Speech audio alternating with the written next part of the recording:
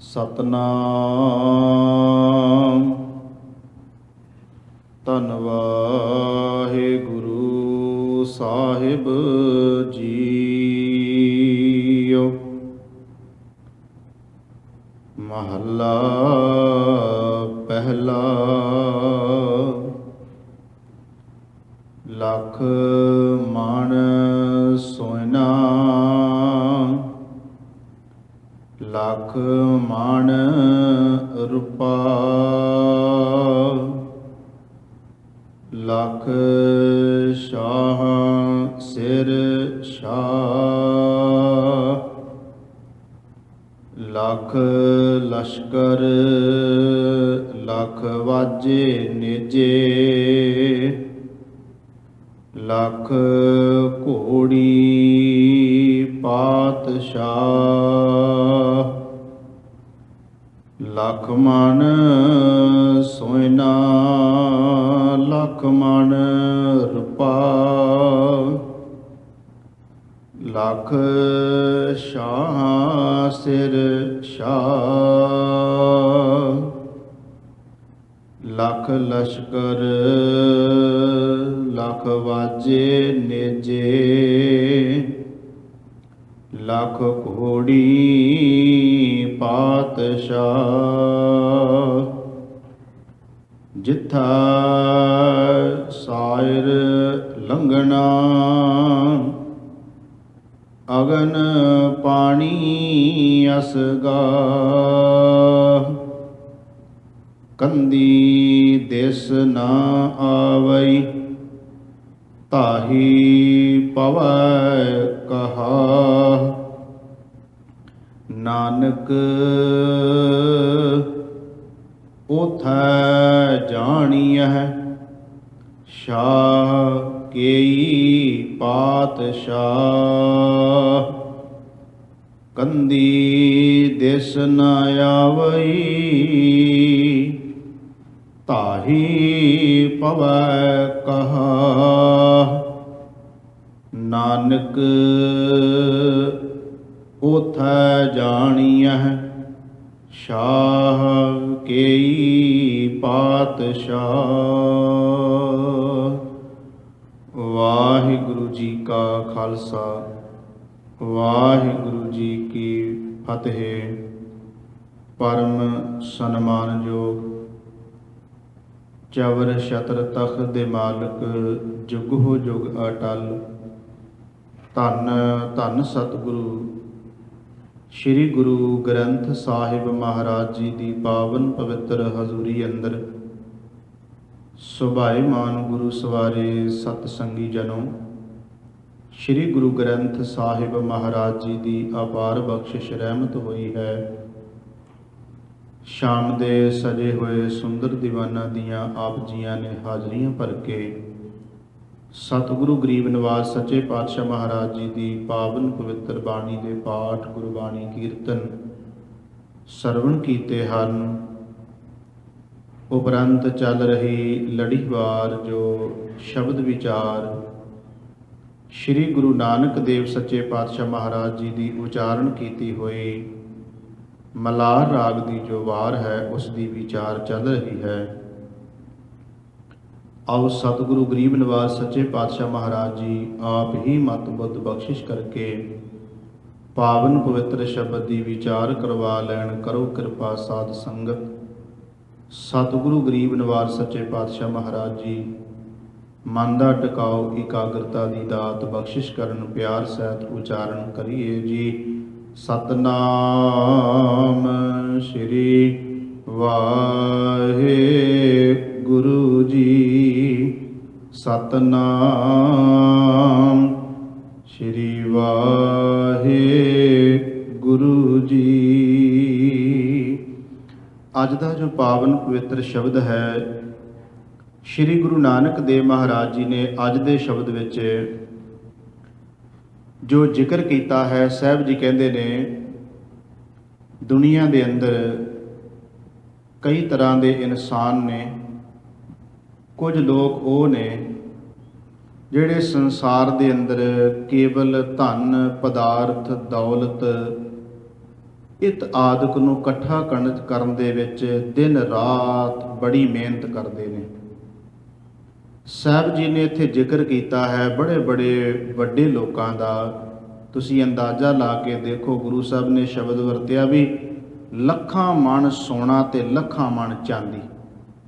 ਹੁਣ ਲੱਖਾਂ ਮਣ ਜਿਹੜਾ ਸ਼ਬਦ ਹੈ ਇਹ ਕੋਈ ਗਿਣਤੀ ਨਹੀਂ ਹੈ, ਉਹਦੀ ਬੇਅੰਤ ਹੀ ਕਹਿ ਸਕਦੇ ਹਾਂ। ਸੋਨਾ ਤੇ ਚਾਂਦੀ ਜ਼ਿਆਦਾਤਰ ਇਹਦੇ ਨਾਲ ਲਗਾਓ, ਜੇ ਮੈਂ ਕਹਿ ਲਵਾਂ ਸੱਚਾਈ ਇਹ ਹੈ ਕਿ ਔਰਤ ਦਾ, ਇਸਤਰੀ ਦਾ ਇਹਦੇ ਨਾਲ ਜ਼ਿਆਦਾ ਸਨੇਹ ਹੈ। ਇਸਲਾਮ ਧਰਮ ਦੇ ਅੰਦਰ ਚਾਂਦੀ ਤੇ ਆਪਣੇ ਇੱਧਰ ਸੋਨਾ, ਤਾਈਓ ਪਾਕਿਸਤਾਨ ਵਾਲਿਆਂ ਦੇ ਨਾਲ ਆਪਣਾ ਜਿਹੜਾ ਉਹ ਬਲੈਕ ਚੱਲਦੀ ਹੁੰਦੀ ਸੀ ਨਾ, ਹੁਣ ਚਲੋ ਹੋਰ ਕਿਸੇ ਢੰਗ ਦੀ ਹੋ ਗਈ। ਉਹਦੀ ਤੇ ਪਹਿਲਾਂ ਇੱਦਾਂ ਸੀ ਵੀ ਇੱਧਰੋਂ ਸੋਨਾ ਜਾਣਾ, ਉਧਰੋਂ ਸੋਨਾ ਆਉਣਾ, ਇੱਧਰੋਂ ਚਾਂਦੀ ਜਾਣੀ। ਮੈਂ ਬਿਲਕੁਲ ਬਾਰਡਰ ਦੇ ਏਰੀਏ 'ਤੇ ਰਿਹਾ, ਜਿਹੜਾ ਅਟਾਰੀ ਏਰੀਆ ਬਾਰਡਰ ਦਾ ਏਰੀਆ ਹੈ। ਹੁਣ ਤਾਂ ਤਾਰਾਂ ਲੱਗ ਗਈਆਂ, ਉਦੋਂ ਤਾਰਾਂ ਨਹੀਂ ਸੀ ਲੱਗੀਆਂ ਹੁੰਦੀਆਂ। ਉਹ ਦੱਸਦੇ ਰਹੇ ਨੇ ਲੋਕ ਜਿਹੜੇ ਕੰਮ ਕਰਦੇ ਰਹੇ, ਕਹਿੰਦੇ ਟਰਾਲੀ ਭਰ ਕੇ ਅਸੀਂ ਖੜਨੀ ਇੱਧਰੋਂ ਚਾਂਦੀ ਦੀ, ਟਰਾਲੀ ਭਰ ਕੇ, ਤੇ ਉਧਰੋਂ ਟਰਾਲੀ 'ਚ ਫੀਮ ਲਿਆਉਣੀ ਲੱਦ ਕੇ, ਜਿਵੇਂ ਰੂੜੀ ਲੱਦ ਕੇ ਲਿਆਈ ਦੀ, ਕਹਿੰਦੇ ਇੱਦਾਂ ਫੀਮ ਲਿਆਉਂਦੇ ਰਹੇ। ਉਹ ਕਹਿੰਦੇ ਆ ਜਿਹੜੀ ਸਮੈਕ ਆ, ਉਦੋਂ ਨਹੀਂ ਸੀ ਪਤਾ ਹੁੰਦਾ ਵੀ ਇਹ ਸਮੈਕ ਆ। ਕਹਿੰਦੇ ਇਹ ਤੋੜੇ ਭਰ ਕੇ ਸਾਨੂੰ ਉਦੋਂ ਵੀ ਦਿੰਦੇ ਸੀ, ਅੱਜ ਤੋਂ 30-35 ਸਾਲ ਪਹਿਲਾਂ ਦੀ ਗੱਲ ਹੈ। ਕਹਿੰਦੇ ਤੋੜੇ ਭਰ ਕੇ ਨਾ, ਜਿਵੇਂ ਖਾਦ ਦੇ ਤੋੜੇ ਦਾ ਭਰ ਕੇ ਸਾਨੂੰ ਦੇਣੇ ਵੀ ਇਹ ਉਧਰ ਲੈ ਜਾਓ। ਉਦੋਂ ਕਦੇ ਦਵਾਈ ਦੂਈ 'ਚ ਪੈਂਦੀ ਸੀ, ਕਹਿੰਦੇ ਅਸੀਂ ਲਿਆ ਕੇ ਉਹਨਾਂ ਨੂੰ ਪਰਾਂ ਰੂੜੀ 'ਤੇ ਸੁੱਟ ਦੇਣਾ ਵੀ ਇਹ ਕਿੱਧਰ ਮਿੱਟੀ ਚੁੱਕੀ ਫਿਰਨੀ ਹੈ। ਕਹਿਣ ਤੋਂ ਭਾਵ ਹੈ ਕਿ ਇਨਸਾਨ ਸਮਾਜ ਦੇ ਅੰਦਰ ਕਈ ਤਰ੍ਹਾਂ ਦੀ ਦੁਨੀਆ ਵਰਤਦੀ ਹੈ, ਕਈ ਤਰ੍ਹਾਂ ਦੇ ਲੋਕ ਰਹਿੰਦੇ ਨੇ। ਆ ਪਿੱਛੇ ਜੇ ਇੱਕ ਬਾਬਾ ਮਰਿਆ ਸੀ ਜਿਹਨੂੰ ਕਹਿੰਦੇ ਸੀ ਬਾਬਾ, ਸ਼ਾਇਦ ਸਾਈਂ ਦਾਸ ਉਹਦਾ ਨਾਂ ਸੀ, ਜਿਹਦੇ ਕਮਰੇ 'ਚੋਂ ਪਤਾ ਨਹੀਂ ਕਿੰਨਾ ਕੁ ਸੋਨਾ ਨਿਕਲਿਆ, ਕਿੰਨੀ ਕੁ ਚਾਂਦੀ ਨਿਕਲੀ, ਕਿੰਨੇ ਕੁ ਪੈਸੇ ਨਿਕਲੇ। ਉਹ ਲੱਖਾਂ ਮਣ ਸੋਨਾ, ਉਹ ਧਾਰਮਿਕ, ਹੁਣ ਉਹਨੂੰ ਬੰਦੇ ਨੂੰ ਆਪਾਂ ਕਵਾਂਗੇ ਵੀ ਹੁਣ ਇੱਥੇ ਗੱਲ ਕਿਸੇ ਰਾਜੇ ਮਹਾਰਾਜੇ ਦੀ ਨਹੀਂ, ਧਾਰਮਿਕ ਦੁਨੀਆ ਵਿੱਚ ਵੀ ਐਸਾ ਹੀ ਹੈ। ਉਹਨੂੰ ਧਾਰਮਿਕ ਤੌਰ 'ਤੇ ਲੋਕੀ ਪੂਜਦੇ ਸੀ, ਤੇ ਲੱਖਾਂ ਮਣ ਸੋਨਾ ਆਪਾਂ ਕਹਿ ਸਕਦੇ ਜਿਹੜਾ ਅੱਜ ਗੁਰੂ ਸਾਹਿਬ ਸ਼ਬਦ ਵਰਤਦੇ ਨੇ, ਤੇ ਕੀ ਇਹ ਸਾਡੇ ਸਾਹਮਣੇ ਇਹ ਕੁਝ ਵਰਤਦਾ ਹੈ ਸਮਾਜ ਸੰਸਾਰ ਦੇ ਅੰਦਰ। ਉਹ ਸਾਈਂ ਦਾਸ ਮਰਿਆ ਤੇ ਸਾਈਂ ਬਾਬਾ ਉਹਨੂੰ ਮੇਰਾ ਖਿਆਲ ਕਹਿੰਦੇ ਸਾਈਂ ਬਾਬਾ ਕਰਕੇ ਮਸ਼ਹੂਰ ਹੋਇਆ ਉਹ, ਤੇ ਉਹਨੇ ਬੜਾ ਪਖੰਡ ਰਚਿਆ ਸੀ। ਉਹ ਤਰਕਸ਼ੀਲ ਵਾਲਿਆਂ ਨੇ ਉਹਦਾ ਭਾਂਡਾ ਵੀ ਭੰਨਿਆ ਕਿ ਉਹ ਕਹਿੰਦਾ ਸੀ ਰਾਖ ਆਉਂਦੀ ਹੈ ਮੇਰੇ ਉੱਤੋਂ ਡਿੱਗਦੀ ਆ ਕੇ, ਉੱਤੋਂ ਕਿਤੋਂ ਨਹੀਂ ਡਿੱਗਦੀ। ਉਹਨੇ ਆਪਣੇ ਸਿਸਟਮ ਹੀ ਇੱਦਾਂ ਬਣਾਇਆ ਸੀ ਕਿ ਨਿੱਕੀ ਜਿਹੀ ਪੈਪ ਜਿਹੜੀ ਸੀ ਪਾਈ ਹੁੰਦੀ ਸੀ, ਉਹ ਹੱਥ ਦੇ ਵਿੱਚ ਦੀ ਅੰਦਰੇ ਅੰਦਰ ਉਹਨੂੰ ਪੈਪ ਨੂੰ ਪਾ ਕੇ ਹੱਥ 'ਤੇ ਲਿਆਂਦਾ ਹੁੰਦਾ ਸੀ, ਤੇ ਉਹਨੇ ਸਿਸਟਮ ਇਸ ਹਿਸਾਬ ਦਾ ਬਣਾਇਆ ਸੀ ਵੀ ਉਹ ਜਦੋਂ ਥੱਲਿਓਂ ਪੈਰ ਨਾਲ ਜਾਂ ਹੱਥ ਨਾਲ ਪ੍ਰੈਸ਼ਰ ਦਿੰਦਾ ਸੀ ਤੇ ਜਿਹੜੀ ਉਹਦੇ ਵਿੱਚੋਂ ਜਿਹੜੀ ਰਾਖ ਹੈ, ਜਿਹੜੀ ਸਵਾਹ ਹੈ, ਉਹ ਉਹਦੇ ਮੁੱਠ ਵਿੱਚ ਆ ਜਾਂਦੀ ਸੀ ਪੈਪ ਰਾਹੀਂ। ਇਹ ਢੰਗ ਤਰੀਕਾ ਉਹਨੇ ਅਪਣਾਇਆ ਸੀ। ਦੁਨੀਆ ਭੋਲੀ ਭਾਲੀ ਨਹੀਂ ਸੀ, ਲੋਕਾਂ ਨੂੰ ਪਤਾ ਲੱਗਦਾ। ਅੱਜ ਵੀ ਲੋਕੀ ਇੱਥੇ ਪੜ੍ਹੇ ਲਿਖੇ ਲੁੱਟੇ ਜਾਂਦੇ ਆ। ਤੁਸੀਂ ਅਨਪੜ੍ਹ ਦਾ ਤੇ ਗੱਲ ਹੀ ਛੱਡੋ ਨਾ, ਉਹਨਾਂ ਵਿਚਾਰਿਆਂ ਨੂੰ ਚਲੋ ਪਤਾ ਹੀ ਕੋਈ ਨਹੀਂ। ਪੜ੍ਹੇ ਲਿਖੇ ਲੋਕ ਵੀ ਲੁੱਟੇ ਜਾਂਦੇ ਆ ਕਿ ਜਿਸ ਤਰ੍ਹਾਂ ਠੱਗੀਆਂ ਲੋਕਾਂ ਨਾਲ ਵੱਜਦੀਆਂ ਨੇ। ਵੱਖਰੀ ਗੱਲ ਹੈ ਕਿ ਨਹੀਂ ਕੋਈ ਦੱਸਦਾ, ਕਿਉਂਕਿ ਠੱਗੀ ਵਿੱਚ ਬੰਦਾ ਨਾਲ ਸ਼ਾਮਲ ਹੁੰਦਾ ਨਾ, ਤਾਂ ਕਰਕੇ ਜੋ ਠੱਗੀ ਵੱਜਦੀ ਹੈ ਬੰਦਾ ਰੌਲਾ ਨਹੀਂ ਪਾਉਂਦਾ। ਚੋਰੀ ਹੋਵੇ, ਲੁੱਟਿਆ ਜਾਵੇ, ਬੰਦਾ ਰੌਲਾ ਪਾਉਂਦਾ। ਠੱਗੀ ਵਿੱਚ ਬੰਦਾ ਤਾਂ ਨਹੀਂ ਰੌਲਾ ਪਾਉਂਦਾ ਕਿਉਂਕਿ ਉਹਦੇ ਵਿੱਚ ਭਾਗੀਵਾਲ ਹੁੰਦਾ ਹੈ, ਉਹਦੇ ਵਿੱਚ ਉਹਦਾ ਵੀ ਦੋਸ਼ ਹੁੰਦਾ ਹੈ। ਜਦੋਂ ਉਹ ਭਰੋਸਾ ਕਰ ਲੈਂਦਾ ਹੈ ਤੇ ਉਹ ਫਿਰ ਠੱਗਿਆ ਜਾਂਦਾ, ਮੁੜ ਕੇ ਚੁੱਪ ਕਰਕੇ ਬਹਿ ਜਾਂਦਾ। ਖੈਰ, ਮੈਂ ਜਿਹੜੀ ਬੇਨਤੀ ਕਰ ਰਿਹਾ ਅੱਜ ਦੇ ਸ਼ਬਦ ਵਿਚਾਰ ਦੀ, ਕਿ ਇਸ ਤਰ੍ਹਾਂ ਕਰਕੇ ਧਰਮ ਦੀ ਦੁਨੀਆ ਵਿੱਚ ਵੀ ਐਸਾ ਲੋਕਾਂ ਨੇ ਕੀਤਾ ਕਿ ਇੰਨਾ ਸੋਨਾ, ਇੰਨਾ ਚਾਂਦੀ ਇਕੱਠਾ ਕਰ ਲਿਆ, ਤੇ ਲਾਭ ਉਹਦਾ ਕੀ ਹੋਇਆ? ਹੁਣ ਸਾਈਂ ਬਾਬਾ ਮਰ ਗਿਆ, ਦੱਸੋ ਲਾਭ ਕੀ ਹੋਇਆ ਉਹ ਸੋਨੇ ਦਾ? ਲਿਆ ਤੇ ਲੋਕਾਂ ਦਾ ਹੀ ਨਾ, ਲੋਕ ਲਿਆਉਂਦੇ ਰਹੇ ਲੱਖਾਂ ਮਣ ਚਾਂਦੀ, ਲੱਖਾਂ ਮਣ ਸੋਨਾ, ਤੇ ਕਿੰਨਾ ਅਰਬਾਂ ਖਰਬਾਂ ਰੁਪਈਆ ਉਹਦੇ ਕਮਰੇ 'ਚੋਂ ਨਿਕਲਿਆ। ਤੇ ਕਿੱਧਰ ਗਿਆ? ਲੁੱਟ ਖਸੁੱਟ ਹੋ ਗਈ ਨਾ, ਜਿੱਦਾਂ ਆਇਆ ਉੱਦਾਂ ਹੀ ਚਲੇ ਗਿਆ। ਕੁਝ ਸਰਕਾਰ ਨੇ ਲੈ ਲਿਆ, ਕੁਝ ਜਿਹੜੇ ਲੱਭਣ ਆਏ ਉਹ ਲੈ ਗਏ, ਕੁਝ ਹੋਰ ਲੁੱਟ ਖਸੁੱਟ ਵੱਜੀ। ਆਇਆ ਕਿਸ ਦੇ ਕੰਮ? ਲਾਭ ਉਹਦਾ ਕੋਈ ਨਹੀਂ ਹੋਇਆ। ਤੇ ਜੇ ਕਿਤੇ ਉਸ ਨੂੰ ਇਹ ਪਤਾ ਹੁੰਦਾ, ਜਾਂ ਉਹ ਹੈ ਧਾਰਮਿਕ ਬੰਦਾ ਸੀ ਤੇ ਧਾਰਮਿਕ ਹੁੰਦਾ ਹੋਇਆ, ਜੇ ਕਿਤੇ ਉਹਨੂੰ ਗਿਆਨ ਸੋਝੀ ਸਮਝੇ ਹੁੰਦੀ ਵੀ ਜਿਸ ਦਿਨ ਮੈਂ ਮਰ ਜਾਣਾ ਹੈ ਤੇ ਮੇਰੇ ਮਰਨ ਤੋਂ ਬਾਅਦ ਇਹ ਕਮਰੇ ਭਰੇ ਪਏ ਸੋਨੇ ਚਾਂਦੀ ਪੈਸਿਆਂ ਦੇ, ਵੀ ਇਹਦਾ ਲਾਭ ਕਿਹਨੂੰ ਹੋਏਗਾ? ਤੇ ਜੇ ਉਹਨੂੰ ਥੋੜ੍ਹੀ ਬਹੁਤ ਵੀ ਸਮਝ ਹੁੰਦੀ ਤੇ ਉਹ ਗਰੀਬਾਂ ਦੇ ਵਿੱਚ ਉਸ ਸੋਨੇ ਦੇ ਨਾਲ, ਉਸ ਚਾਂਦੀ ਦੇ ਨਾਲ, ਉਹਨਾਂ ਅਰਬਾਂ ਖਰਬਾਂ ਰੁਪਇਆਂ ਦੇ ਨਾਲ ਪਤਾ ਨਹੀਂ ਕਿੰਨੇ ਕਿ ਗਰੀਬ ਪਰਿਵਾਰ ਪਾਲੇ ਜਾ ਸਕਦੇ ਸੀ, ਕਿਸੇ ਨੂੰ ਮਕਾਨ ਬਣਾ ਕੇ ਦਿੱਤੇ ਜਾ ਸਕਦੇ ਸੀ, ਕਿਸੇ ਦੀ ਰੋਟੀ ਦਾ ਪ੍ਰਬੰਧ ਕੀਤਾ ਜਾ ਸਕਦਾ ਸੀ, ਕੋਈ ਹਸਪੀਟਲ ਇਹੋ ਜਿਹੇ ਬਣਾ ਕੇ ਦਿੱਤੇ ਜਾ ਸਕਦੇ ਜਿਹਦੇ ਵਿੱਚ ਗਰੀਬਾਂ ਦਾ ਫ੍ਰੀ ਇਲਾਜ ਹੋਵੇ, ਕੋਈ ਸਕੂਲ ਕਾਲਜ ਬਣਾਏ ਜਾ ਸਕਦੇ ਸੀ ਜਿਹਦੇ ਵਿੱਚ ਗਰੀਬ ਬੱਚੇ ਫ੍ਰੀ ਪੜ੍ਹ ਜਾਂਦੇ। ਫਿਰ ਤਾਂ ਮੰਨਿਆ ਜਾ ਸਕਦਾ ਵੀ ਚਲੋ ਕੋਈ ਗੱਲ ਨਹੀਂ, ਜੇ ਉਹਦੇ ਕੋਲੇ ਲੋਕਾਂ ਨੇ ਚੜ੍ਹਾ ਦਿੱਤਾ ਸੋਨਾ ਚਾਂਦੀ, ਚਲੋ ਉਹਨੇ ਕਿਤੇ ਨਾ ਕਿਤੇ ਇਸ ਕੰਮ ਲਾ ਦਿੱਤਾ ਹੈ ਕਿ ਚੰਗੇ ਕੰਮ ਲੱਗ ਗਿਆ। ਪਰ ਐਸਾ ਹੁੰਦਾ ਨਹੀਂ ਹੈ। ਸਤਿਗੁਰੂ ਗਰੀਬ ਨਵਾਜ਼ ਸ੍ਰੀ ਗੁਰੂ ਨਾਨਕ ਦੇਵ ਮਹਾਰਾਜ ਜੀ ਜੋ ਅੱਜ ਦੇ ਸ਼ਬਦ ਵਿੱਚ ਕਹਿ ਰਹੇ ਨੇ, ਇਸ ਤਰ੍ਹਾਂ ਦਾ ਹੀ ਸ਼ਬਦ ਇੱਕ ਸਤਿਗੁਰੂ ਮਹਾਰਾਜ ਜੀ ਨੇ ਸ੍ਰੀ ਰਾਗ ਵਿੱਚ ਉਚਾਰਨ ਕੀਤਾ ਹੈ। ਸਤਿਗੁਰੂ ਮਹਾਰਾਜ ਜੀ ਕਹਿੰਦੇ ਜਦੋਂ ਕੋਈ ਚੀਜ਼ ਰਸ ਬਣ ਜਾਂਦੀ ਹੈ ਨਾ, ਤੇ ਰਸ ਬਣੀ ਹੋਈ ਚੀਜ਼ ਹੀ ਨੁਕਸਾਨਦੇਹ ਹੈ। ਉੱਥੇ ਸਾਹਿਬ ਨੇ ਸ਼ਬਦ ਵਰਤੇ ਨੇ, ਰਸ ਸੋਨਾ ਰਸ ਰੂਪਾ ਕਾਮਨ, ਰਸ ਪਰਮਲ ਕੀ ਵਾਸ, ਰਸ ਘੋੜੇ ਰਸ ਸੇਜਾ ਮੰਦਰ, ਰਸ ਮੀਠਾ ਰਸ ਮਾਸ, ਇਤੇ ਰਸ ਸਰੀਰ ਕੇ ਕੈ ਘਟ ਨਾਮ ਨਿਵਾਸ। ਗੁਰੂ ਸਾਹਿਬ ਕਹਿੰਦੇ ਦੱਸੋ ਵੀ ਉੱਥੇ ਨਾਮ ਕਿੱਥੇ ਵਸ ਸਕਦਾ ਹੈ ਜਿਸ ਹਿਰਦੇ ਘਰ ਦੇ ਵਿੱਚ ਰਸ ਬਣ ਜਾਣ ਚੀਜ਼ਾਂ।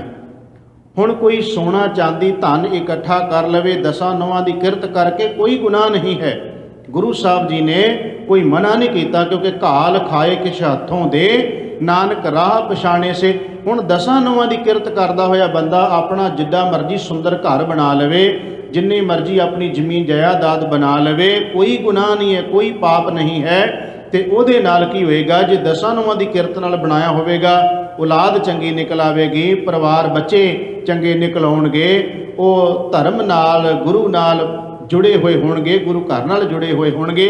ਪਰ ਜੇ ਕੇਵਲ ਬੰਦਾ ਇਹਨਾਂ ਚੀਜ਼ਾਂ ਨੂੰ ਰਸ ਬਣਾ ਲੈਂਦਾ ਹੈ ਤੇ ਰਸ ਬਣਾ ਕੇ ਸੋਚਦਾ ਵੀ ਜੋ ਕੁਝ ਮੈਂ ਇਹ ਇਕੱਤਰ ਕਰ ਲਵਾਂ, 4 ਦਿਨ ਦੀ ਜ਼ਿੰਦਗੀ ਸੌਖੀ ਲੰਘ ਜਾਵੇ। ਗੁਰੂ ਸਾਹਿਬ ਕਹਿੰਦੇ ਜਦੋਂ ਇਹ ਚੀਜ਼ਾਂ ਰਸ ਬਣ ਜਾਂਦੀਆਂ ਨੇ, ਫਿਰ ਰਸ ਬਣੀ ਹੋਈ ਚੀਜ਼ ਤੇ ਦਿਨ ਰਾਤ ਬੰਦਾ ਉਹਦੇ ਵਿੱਚ ਹੀ ਮਗਨ ਰਹਿੰਦਾ ਹੈ। ਸਾਹਿਬ ਕਹਿੰਦੇ ਦੱਸੋ ਹਿਰਦੇ ਰੂਪੀ ਘਰ ਦੇ ਵਿੱਚ ਪਰਮਾਤਮਾ ਦਾ ਨਿਵਾਸ ਉੱਥੇ ਕਿੱਥੇ ਹੋ ਸਕਦਾ ਹੈ ਜਿੱਥੇ ਇਹ ਚੀਜ਼ਾਂ ਪ੍ਰਵੇਸ਼ ਕਰ ਜਾਣ, ਘਰ ਕਰ ਜਾਣ। ਜਦੋਂ ਅਸੀਂ ਭਗਤ ਕਬੀਰ ਸਾਹਿਬ ਜੀ ਦਾ ਇੱਕ ਸ਼ਬਦ ਪੜ੍ਹਦੇ ਹਾਂ ਤੇ ਉੱਥੇ ਭਗਤ ਕਬੀਰ ਸਾਹਿਬ ਜੀ ਸੁਚੇਤ ਕਰਦੇ ਨੇ, ਕਹਿੰਦੇ ਦੇਖ ਭਾਈ, ਜੋ ਕੁਝ ਤੂੰ ਲੁੱਟ ਘਸੁੱਟ ਕਰਕੇ ਲਿਆਉਣੀ ਹੈ ਨਾ, ਇਹਦੇ ਨਾਲ ਕੋਈ ਲਾਭ ਨਹੀਂ ਹੋਣਾ, ਨਾ ਤੈਨੂੰ ਲਾਭ ਹੋਣਾ ਨਾ ਤੇਰੇ ਪਰਿਵਾਰ ਨੂੰ ਲਾਭ ਹੋਣਾ। ਭਗਤ ਕਬੀਰ ਸਾਹਿਬ ਜੀ ਦਾ ਸ਼ਬਦ ਹੈ, ਬਹੁ ਪਰਪੰਚ ਕਰ ਪਰ ਧਨ ਲਿਆਵੇਂ। ਪਰਪੰਚ ਹੁੰਦਾ ਹੈ ਕਈ ਤਰ੍ਹਾਂ ਦੇ ਵਾਲ ਛਾਲ ਠੱਗੀਆਂ ਮਾਰਨੀਆਂ, ਕਈ ਤਰ੍ਹਾਂ ਦੇ ਫਰੇਬ ਕਰਨੇ। ਤੇ ਭਗਤ ਕਬੀਰ ਸਾਹਿਬ ਕਹਿੰਦੇ ਵਲ ਛਲ ਕਰਨੇ, ਠੱਗੀਆਂ ਮਾਰਨੀਆਂ, ਫਰੇਬ ਕਰਨੇ, ਧੋਖੇ ਕਰਨੇ, ਇਹ ਕੁਝ ਕਰਕੇ ਜੋ ਤੂੰ ਇਕੱਤਰ ਕੀਤਾ ਹੈ। ਤੇ ਭਗਤ ਕਬੀਰ ਸਾਹਿਬ ਜੀ ਕਹਿੰਦੇ ਲਿਆ ਕੇ ਦਿੰਦਾ ਕਿਹਨੂੰ ਮੈਂ ਭਲਾ? ਜੋ ਬਾਹਰੋਂ ਮਾਰੀਆਂ ਠੱਗੀਆਂ, ਜੋ ਵਲ ਛਲ ਕਰਕੇ ਲਿਆਂਦਾ, ਉਹ ਲਿਆ ਕੇ ਕਿਹਨੂੰ ਦਿੱਤਾ?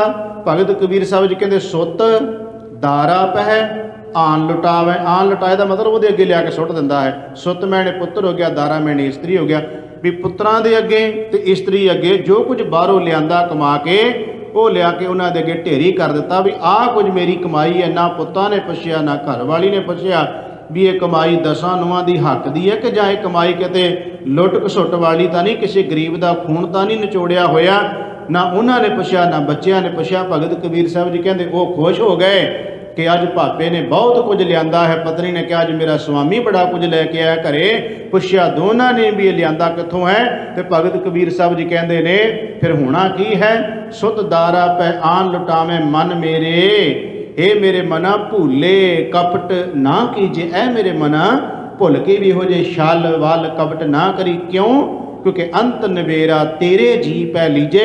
ਜਦੋਂ ਹਿਸਾਬ ਕਿਤਾਬ ਤੇਰੀ ਜਿੰਦ ਕੋਲੋਂ ਹੋਣਾ, ਤੂੰ ਇਹ ਨਹੀਂ ਕਹਿਣਾ ਵੀ ਮੈਂ ਪੁੱਤ ਨੂੰ ਆਵਾਜ਼ ਮਾਰਦਾ ਹਾਂ, ਜੋ ਇਹ ਨਹੀਂ ਕਹਿਣਾ ਮੈਂ ਇਸਤਰੀ ਨੂੰ ਆਵਾਜ਼ ਮਾਰਦਾ ਆਪਣੀ ਪਤਨੀ ਨੂੰ ਵੀ ਉਹਨਾਂ ਨੂੰ ਸੱਦ ਕੇ ਲਿਆਉਣਾ ਵੀ ਤੁਹਾਡੇ ਵਾਸਤੇ ਇੰਨਾ ਕੁਝ ਕੀਤਾ ਤੇ ਆਓ ਹੁਣ ਹਿਸਾਬ ਕਿਤਾਬ ਹੋਣ ਲੱਗਾ, ਤੁਸੀਂ ਵੀ ਮੇਰਾ ਸਾਥ ਦਿਓ। ਭਗਤ ਕਬੀਰ ਸਾਹਿਬ ਜੀ ਕਹਿੰਦੇ ਉਹਨਾਂ ਨੇ ਕਿਸੇ ਸਾਥ ਨਹੀਂ ਦੇਣਾ। ਸੁਤ ਦਾਰਾ ਪੈ ਆਨ ਲੁਟਾਵੇਂ ਮਨ ਮੇਰੇ ਭੂਲੇ ਕਪਟ ਨਾ ਕੀਜੈ। ਅੰਤ ਨਵੇਰਾ ਤੇਰੇ ਜੀ ਪੈ ਲੀਜੇ। ਛਿਨ ਛਿਨ ਤਨ ਸੀਜੈ ਜਰਾ ਜਨਾਵੈ। ਛਿਨ ਛਿਨ ਤਨ ਸੀਜੇ ਦਾ ਮਤਲਬ ਹੈ ਕਿ ਸਰੀਰ ਕਮਜ਼ੋਰ ਹੁੰਦਾ ਜਾਂਦਾ, ਦਿਨੋਂ ਦਿਨ ਕਮਜ਼ੋਰ ਹੁੰਦਾ ਜਾਂਦਾ ਹੈ ਤੇ ਜਰਾ ਹੁੰਦਾ ਵਡੇਪਾ। ਭਗਤ ਕਬੀਰ ਸਾਹਿਬ ਜੀ ਕਹਿੰਦੇ ਤਨ ਜਿਹੜਾ ਹੈ ਇਹ ਘਟਦਾ ਜਾ ਰਿਹਾ ਹੈ, ਵਡੇਪਾ ਤੁਰਿਆ ਆਉਂਦਾ, ਸਰੀਰ ਕਮਜ਼ੋਰ ਹੁੰਦਾ ਜਾਂਦਾ ਹੈ। ਅਬ ਤੇਰੀ ਓਕ ਕੋਈ ਪਾਣੀਓ ਨਾ ਪਾਵੇ। ਓਕ ਮੈਨੇ ਹੁੰਦਾ ਬੁੱਕ। ਭਗਤ ਕਬੀਰ ਸਾਹਿਬ ਜੀ ਕਹਿੰਦੇ ਨੇ ਕਿ ਜੇ ਹਾਲਾਤ ਕੋਈ ਇਦਾਂ ਦੇ ਬਣ ਗਏ, ਰੱਬ ਨਾ ਕਰੇ ਪਰਮੇਸ਼ਰ ਸਭ ਪਰਿਵਾਰਾਂ 'ਚ ਸੁੱਖ ਸ਼ਾਂਤੀ ਵਰਤਾਵੇ, ਪਰ ਜੋ ਕਬੀਰ ਸਾਹਿਬ ਨੇ ਨਕਸ਼ਾ ਖਿੱਚਿਆ ਹੈ ਉਹ ਅੱਜ ਵੀ ਸਮਾਜ 'ਚ ਵੇਖਿਆ ਜਾ ਸਕਦਾ। ਅੱਜ ਵੀ ਸਮਾਜ ਵਿੱਚ ਉਹ ਚੀਜ਼ਾਂ ਦਿਸਦੀਆਂ ਨੇ। ਭਗਤ ਕਬੀਰ ਸਾਹਿਬ ਕਹਿੰਦੇ ਜਿਨ੍ਹਾਂ ਦੀ ਖਾਤਰ ਸਾਰਾ ਕੁਝ ਕੀਤਾ, ਦਿਨ ਰਾਤ ਮਿਹਨਤ ਕੀਤੀ, ਦਿਨ ਰਾਤ ਇੱਕ ਕੀਤਾ, ਵਡੇਪੇ ਤੱਕ ਜਿਨ੍ਹਾਂ ਦੇ ਵਾਸਤੇ ਇੰਨਾ ਬੰਦਾ ਖਪਿਆ ਹੈ, ਤੇ ਕਹਿਣ ਲੱਗੇ ਹਾਲਾਤ ਕੀ ਬਣ ਗਏ।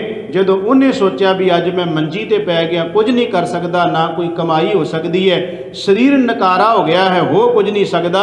ਕਬੀਰ ਸਾਹਿਬ ਕਹਿੰਦੇ ਉਦੋਂ ਆਵਾਜ਼ ਮਾਰਦਾ ਮੰਜੇ ਤੇ ਬੈਠਾ, ਮੈਨੂੰ ਪਾਣੀ ਦਾ ਗਲਾਸ ਪਿਆ ਦਿਓ, ਮੈਨੂੰ ਪਾਣੀ ਦਾ ਘੁੱਟ ਪਿਆ ਦਿਓ, ਕੋਈ ਰੋਟੀ ਦੇ ਦਿਓ। ਪੁੱਤ ਵੀ ਲਾਗੋਂ ਨਿਕਲ ਜਾਂਦਾ ਤੇ ਪਤਨੀ ਵੀ ਲਾਗੋਂ ਨਿਕਲ ਜਾਂਦੀ ਹੈ ਤੇ ਨੂੰਹਾਂ ਵੀ ਲਾਗੋਂ ਨਿਕਲ ਜਾਂਦੀਆਂ ਨੇ, ਕੋਈ ਆਵਾਜ਼ ਨਹੀਂ ਉਹਦੀ ਸੁਣਦਾ। ਤੇ ਭਗਤ ਕਬੀਰ ਸਾਹਿਬ ਜੀ ਕਹਿੰਦੇ ਉਦੋਂ ਫਿਰ ਬੰਦਾ ਪਿਆ ਹੋਇਆ ਇਹ ਸੋਚਦਾ, ਉਹ ਮਨਾ ਇਹ ਸਾਰਾ ਕੁਝ ਮਹਿਲ ਮਾੜੀਆਂ ਘਰ ਇਹਨਾਂ ਵਾਸਤੇ ਤੂੰ ਖਪਦਾ ਰਿਹਾ, ਇਹਨਾਂ ਨੂੰ ਬਣਾਉਣ ਵਾਸਤੇ, ਇਹਨਾਂ ਦੇ ਵਾਸਤੇ ਖਪਦਾ ਰਿਹਾ, ਅੱਜ ਤੈਨੂੰ ਪਾਣੀ ਦਾ ਘੁੱਟ ਚਾਹੀਦਾ, ਤੇਰੇ ਲਾਗੋਂ ਸਾਰੇ ਨਿਕਲਦੇ ਜਾਂਦੇ, ਪਾਣੀ ਦਾ ਘੁੱਟ ਨਹੀਂ ਦਿੰਦੇ।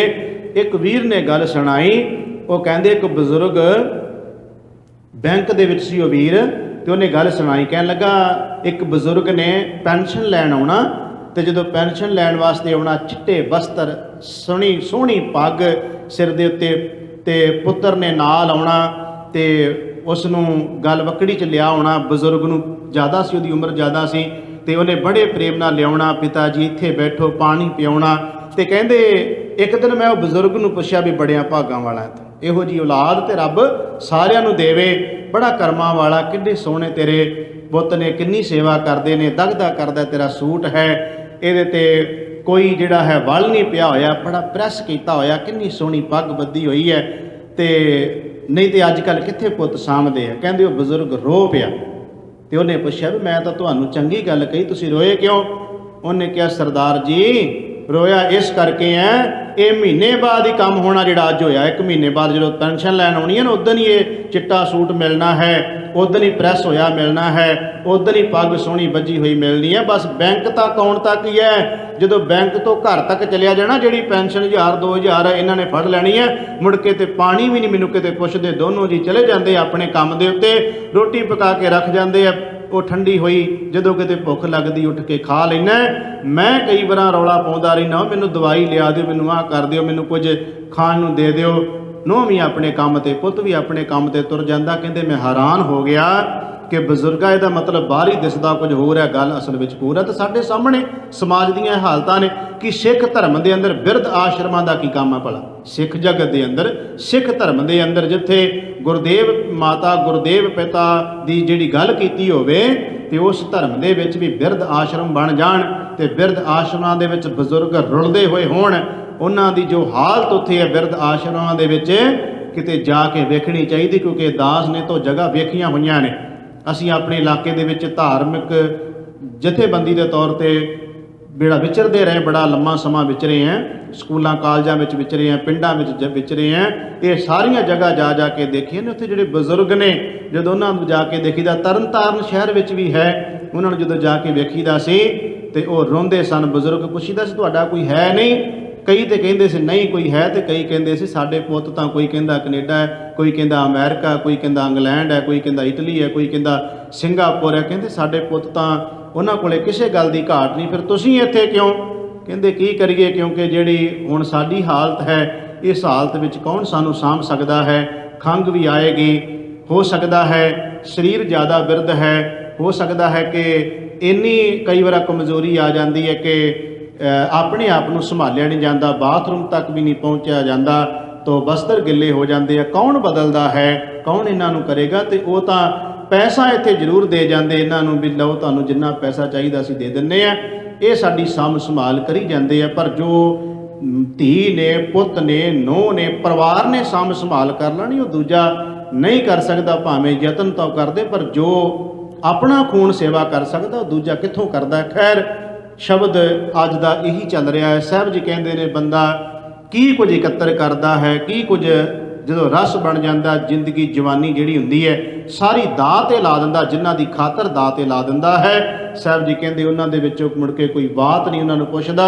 ਸ਼੍ਰੀ ਗੁਰੂ ਨਾਨਕ ਦੇਵ ਮਹਾਰਾਜ ਜੀ ਨੇ ਬੜੇ ਬੜੇ ਅੱਜ ਅਮੀਰ ਲੋਕਾਂ ਦਾ ਨਕਸ਼ਾ ਖਿੱਚਿਆ, ਤੇ ਕੀ ਨਕਸ਼ਾ ਖਿੱਚਦੇ? ਸਾਹਿਬ ਜੀ ਕਹਿੰਦੇ ਲੱਖ ਮਣ ਸੋਇਨਾ, ਲੱਖ ਮਣ ਰੂਪਾ। ਸੋਨੇ ਦਾ ਭਾਵ ਸੋਨਾ, ਰੂਪਾ ਕਹਿੰਦੇ ਨੇ ਚਾਂਦੀ ਨੂੰ। ਸਾਹਿਬ ਜੀ ਕਹਿੰਦੇ ਲੱਖਾਂ ਮਣ ਬੰਦੇ ਨੇ ਸੋਨਾ ਇਕੱਤਰ ਕੀਤਾ ਹੈ, ਇਕੱਠਾ ਕੀਤਾ ਹੈ, ਤੇ ਇਹਨੂੰ ਇਕੱਠਾ ਕਰਨ ਲਈ ਬੰਦੇ ਨੇ ਦਿਨ ਰਾਤ ਇੱਕ ਕਰ ਦਿੱਤਾ ਹੈ। ਦਿਨ ਰਾਤ ਇੱਕ ਕਰਕੇ ਚੀਜ਼ਾਂ ਇਕੱਤਰ ਕੀਤੀਆਂ ਨੇ। ਤੇ ਸਾਹਿਬ ਜੀ ਕਹਿੰਦੇ ਨੇ ਸਿਰ ਸ਼ਾਹਾਂ, ਸ਼ਾਹਾਂ ਸਿਰ ਸ਼ਾਹ, ਇਹਨਾਂ ਤੋਂ ਹੋਰ ਵੱਡਾ ਅਮੀਰ ਕੋਈ ਹੋਵੇ, ਜਿਹਦੇ ਕੋਲੇ ਲੱਖਾਂ ਮਣ ਸੋਨਾ ਚਾਂਦੀ, ਉਹਦੇ ਤੋਂ ਅੱਗੇ ਲੱਖਾਂ ਗੁਣਾ ਹੋਰ ਵੱਡਾ ਬੰਦਾ ਅਮੀਰ ਹੋਵੇ। ਤੇ ਸਤਿਗੁਰੂ ਗਰੀਬ ਨਵਾਜ ਪਾਤਸ਼ਾਹ ਕਹਿੰਦੇ ਲੱਖ ਲਸ਼ਕਰ ਲੱਖ ਵਾਜੇ ਨੇਜੇ, ਲੱਖ ਘੋੜੀ ਪਾਤਸ਼ਾਹ। ਸਾਹਿਬ ਜੀ ਕਹਿੰਦੇ ਏਡੇ ਏਡੇ ਵੱਡੇ ਬਾਦਸ਼ਾਹ ਹੋਣ, ਜਿਨ੍ਹਾਂ ਦਾ ਲਾਓ ਲਕਸ਼ਰ ਏਡਾ ਵੱਡਾ ਹੋਵੇ, ਕੋਈ ਅੰਤ ਹਿਸਾਬ ਹੀ ਨਾ ਲੱਗਦਾ ਹੋਵੇ। ਸਾਹਿਬ ਜੀ ਕਹਿੰਦੇ ਨੇ ਵਾਜੇ ਨੇਜੇ ਦਾ ਭਾਵ ਹੈ ਫੌਜਾਂ ਨਗਾਰੇ, ਉਹਨਾਂ ਦੇ ਕੋਲ ਘੋੜੀ, ਘੋੜੀ ਤੋਂ ਭਾਵ ਹੈ ਘੋੜਿਆਂ ਦੀਆਂ ਫੌਜਾਂ, ਹਾਥੀ ਹੋਣ ਘੋੜੇ ਹੋਣ।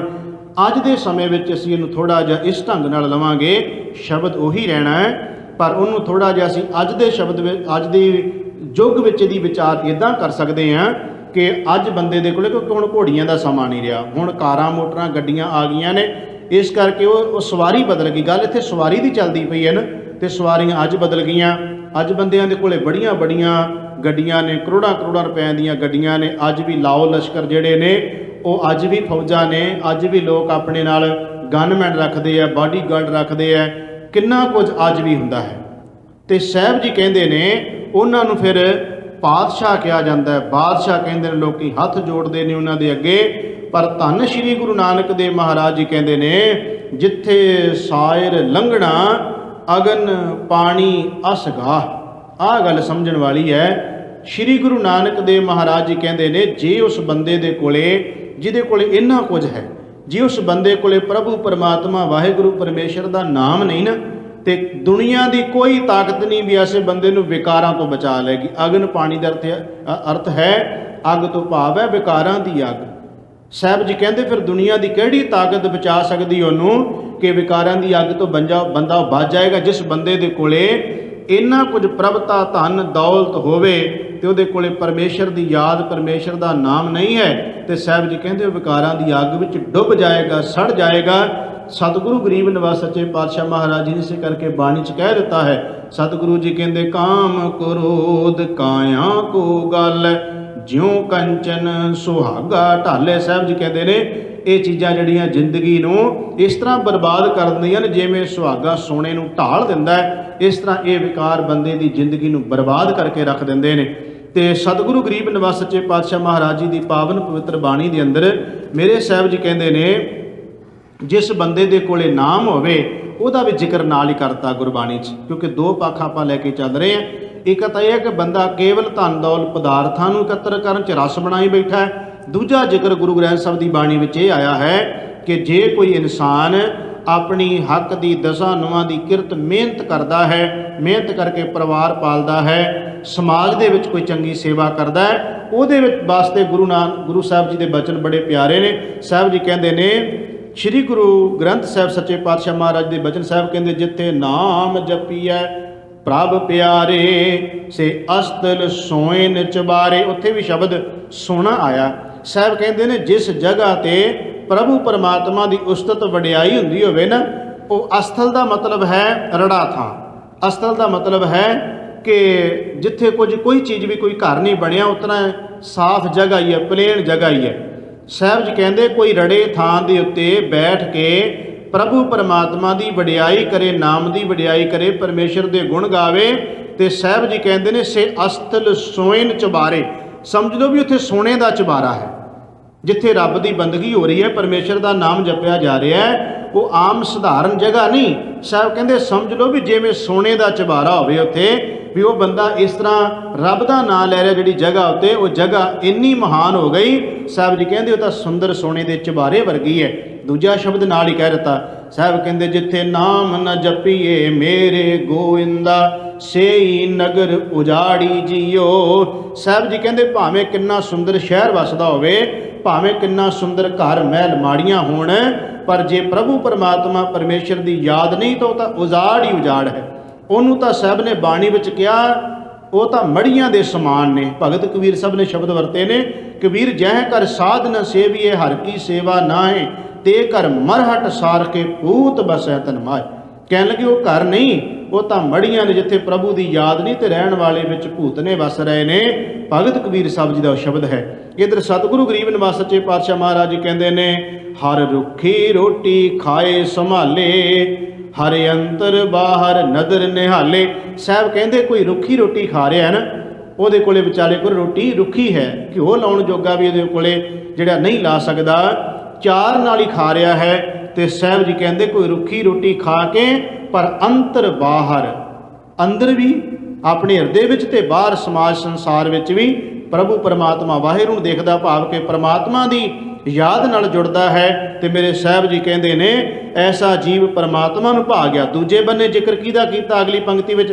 ਸਾਹਿਬ ਕਹਿੰਦੇ ਖਾਏ ਖਾਏ ਕਰੇ ਬਦ ਫੈਲੀ, ਜਾਨ ਵਿਸੂ ਕੀ ਵਾੜੀ ਜੀਓ। ਹੁਣ ਇੱਕ ਸ਼ਬਦ ਆ ਗਿਆ ਜਿਹਦੇ ਵਿੱਚ ਸਾਹਿਬ ਨੇ ਕਹਿ ਦਿੱਤਾ ਵੀ ਕੋਈ ਰੁੱਖੀ ਰੋਟੀ ਖਾ ਕੇ ਰੱਬ ਦੇ ਗੁਣ ਗਾ ਰਿਹਾ, ਸਾਹਿਬ ਜੀ ਕਹਿੰਦੇ ਪ੍ਰਵਾਨ ਹੈ। ਪਰ ਦੂਜੇ ਬੰਨੇ ਖਾਏ ਖਾਏ, ਸਾਹਿਬ ਜੀ ਕਹਿੰਦੇ ਕਿੰਨੇ ਪਦਾਰਥ 36 ਪ੍ਰਕਾਰ ਦੇ ਭੋਜਨ ਖਾ ਕੇ ਕਰੇ ਬਦ ਫੈਲੀ। ਵੇਖੋ ਸਿੱਧਾ ਸ਼ਬਦ ਠੇਠ ਪੰਜਾਬੀ ਦਾ ਸ਼ਬਦ ਹੈ। ਆਪਾਂ ਜਿਵੇਂ ਕਹਿੰਦੇ ਆ ਇਹ ਬੜੀਆਂ ਬਦਫੈਲੀਆਂ ਕਰਦਾ। ਬਦਫੈਲੀ ਦਾ ਮਤਲਬ ਹੈ ਕਿ ਜ਼ਿੰਦਗੀ ਦਾ ਅਸਲੀ ਜਿਹੜਾ ਮਕਸਦ ਹੈ ਉੱਧਰੋਂ ਆਪਣੀ ਜ਼ਿੰਦਗੀ ਤੋੜ ਕੇ, ਭਾਵ ਕਿ ਆਪਣਾ ਜ਼ਿੰਦਗੀ ਦਾ ਨਿਸ਼ਾਨਾ ਜਿਹੜਾ ਉਹ ਛੱਡ ਕੇ ਤੇ ਤਾਲ ਤੋਂ ਖੁੰਝਿਆ ਹੋਇਆ ਜਿਹੜਾ ਮਨੁੱਖ ਹੈ ਉਹਦੇ ਬਾਰੇ ਸ਼ਬਦ ਵਰਤਿਆ ਜਾਂਦਾ। ਸਾਹਿਬ ਜੀ ਕਹਿੰਦੇ ਨੇ ਦੂਜੇ ਬੰਨੇ ਖਾ ਖਾ ਕੇ ਬੰਦਾ ਬਦਫੈਲੀਆਂ ਕਰਦਾ ਹੈ, ਜਾਨ ਵਿਸੂ ਕੀ ਵਾੜੀ ਜੀਓ। ਵਿਸੂ ਕਹਿੰਦੇ ਜ਼ਹਿਰ ਨੂੰ। ਸਾਹਿਬ ਜੀ ਕਹਿੰਦੇ ਉਹ ਤਾਂ ਜ਼ਹਿਰ ਦੀ ਬਗੀਚੀ ਤਿਆਰ ਕਰਦਾ ਪਿਆ ਹੈ, ਜਿਹੜਾ ਪਦਾਰਥਾਂ ਖਾ ਰਿਹਾ ਪਰ ਨਿਰੰਕਾਰ ਨੂੰ ਯਾਦ ਨਹੀਂ ਕਰਦਾ। ਬਾਬਾ ਫਰੀਦ ਸਾਹਿਬ ਦਾ ਇੱਕ ਸ਼ਲੋਕ ਲੈ ਲਈਏ। ਬਾਬਾ ਫਰੀਦ ਸਾਹਿਬ ਜੀ ਕਹਿੰਦੇ ਨੇ, ਫਰੀਦਾ ਕਹਿੰਦੇ ਨੇ ਜੇ ਇਨਸਾਨ ਦੇ ਕੋਲੇ ਭਾਵੇਂ ਰੋਟੀ ਜਿਹੜੀ ਹੈ ਉਹ ਰੁੱਖੀ ਕਿਉਂ ਨਾ ਹੋਵੇ, ਸੁੱਕੀ ਕਿਉਂ ਨਾ ਹੋਵੇ, ਪਰ ਬਾਬਾ ਫਰੀਦ ਸਾਹਿਬ ਜੀ ਕਹਿੰਦੇ ਨੇ ਫਰੀਦਾ ਰੁੱਖੀ ਰੋਟੀ ਮੇਰੀ ਕਾਠ ਕੀ ਲਾਵਣ ਮੇਰੀ ਭੁੱਖ, ਜਿਨ੍ਹਾਂ ਖਾਦੀ ਚੋਪੜੀ ਘਣੇ ਸੈਣਗੇ ਦੁੱਖ। ਉੱਥੇ ਬਾਬਾ ਫਰੀਦ ਸਾਹਿਬ ਨੇ ਕਹਿਤਾ ਵੀ ਰੋਟੀ ਭਾਵੇਂ ਸੁੱਕੀ ਤੋਂ ਭਾਵ ਹੈ ਕਿ ਇਹ ਰੋਟੀ ਦਸਾਂ ਨੂੰਆਂ ਦੀ ਕਿਰਤ ਵਾਲੀ, ਭਾਵੇਂ ਕੋਈ ਬਹੁਤੀ ਚੋਪੜੀ ਹੋਈ ਨਹੀਂ ਹੈ, ਭਾਵੇਂ ਇਹਦੇ 'ਚ ਪਦਾਰਥ ਜ਼ਿਆਦੇ ਨਹੀਂ, ਪਰ ਬਾਬਾ ਫਰੀਦ ਸਾਹਿਬ ਕਹਿੰਦੇ ਇਹਦੇ ਵਿੱਚ ਰਸ ਹੈ ਕਿਉਂਕਿ ਇਹ ਹੱਕ ਦੀ ਹੈ ਤੇ ਪਰਮਾਤਮਾ ਨੂੰ ਯਾਦ ਕਰਦਿਆਂ ਬਣਾਈ ਹੈ। ਤੇ ਦੂਜੇ ਬੰਨੇ ਬਾਬਾ ਫਰੀਦ ਸਾਹਿਬ ਜੀ ਕਹਿੰਦੇ ਨੇ ਕਿ ਜੇ ਕੋਈ ਇਨਸਾਨ ਮਨੁੱਖ ਚੋਪੜੀਆਂ ਖਾਂਦਾ ਘਣੇ ਸਹਿਣਗੇ ਦੁੱਖ। ਚੋਪੜੀ ਤੋਂ ਭਾਵ ਇੱਥੇ ਇਹ ਨਹੀਂ ਹੈ ਕਿ ਜੇ ਕਿਸੇ ਰੋਟੀ ਉੱਤੇ ਘਿਓ ਲਾ ਕੇ ਖਾ ਲਿਆ ਤੇ ਬਾਬਾ ਫਰੀਦ ਸਾਹਿਬ ਕਹਿਣਗੇ ਵੀ ਇਹ ਤੇ ਬੜਾ ਨੇ ਮਾੜਾ ਕੀਤਾ। ਉੱਥੇ ਅਰਥ ਇਹ ਬਣਦੇ ਨੇ ਕਿ ਬੇਈਮਾਨੀਆਂ ਠੱਗੀਆਂ ਦੇ ਨਾਲ ਜੋ ਕੁਝ ਤੂੰ ਜੋੜਿਆ ਉਹ ਤੇਰੇ ਵਾਸਤੇ ਦੁੱਖ ਦਾ ਕਾਰਨ ਬਣੇਗਾ। ਤੇ ਸਤਿਗੁਰੂ ਗਰੀਬ ਨਿਵਾਸ ਸੱਚੇ ਪਾਤਸ਼ਾਹ ਮਹਾਰਾਜ ਜੀ ਦੀ ਪਾਵਨ ਪਵਿੱਤਰ ਬਾਣੀ ਦਾ ਇੱਕ ਹੋਰ ਸ਼ਬਦ ਆਪ ਜੀ ਨਾਲ ਸਾਂਝਾ ਕਰ ਜਾਵਾਂ। ਸਾਹਿਬ ਜੀ ਕਹਿੰਦੇ ਨੇ ਕਿ ਜੇ ਮਨੁੱਖ ਦੇ ਕੋਲੇ ਪਰਮਾਤਮਾ ਪਰਮੇਸ਼ਰ ਦੀ ਯਾਦ ਹੈ, ਉਹਦੇ ਬਾਰੇ ਸਾਹਿਬ ਜੀ ਦੇ ਕੀ ਬਚਨ ਨੇ?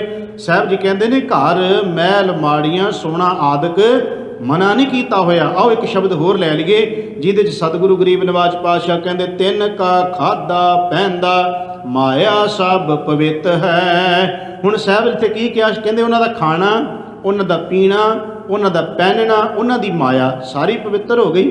ਹੁਣ ਇੱਕ ਬੰਨੇ ਗੁਰੂ ਸਾਹਿਬ ਕਹਿੰਦੇ ਨੇ ਕਿ ਇਹ ਮਾਇਆ, ਇਹ ਖਾਣਾ ਪੀਣਾ ਜਿਹੜਾ ਹੈ, ਇਹ ਬੰਦਾ ਜੋ ਕੁਝ ਖਾ ਰਿਹਾ ਇਹਨੂੰ ਹਿਸਾਬ ਕਿਤਾਬ ਦੇਣਾ ਪਏਗਾ। ਦੂਜੇ ਬੰਨੇ ਕਹਿੰਦੇ ਪਵਿੱਤਰ ਹੈ, ਪਰ ਅਗਲੀ ਪੰਕਤੀ ਕਮਾਲ ਦੀ ਹੈ ਜਿਹਦੇ ਵਿੱਚ ਗੁਰੂ ਸਾਹਿਬ ਨੇ ਕਿਹਾ ਕਿਉਂ ਪਵਿੱਤਰ ਆਖਿਆ।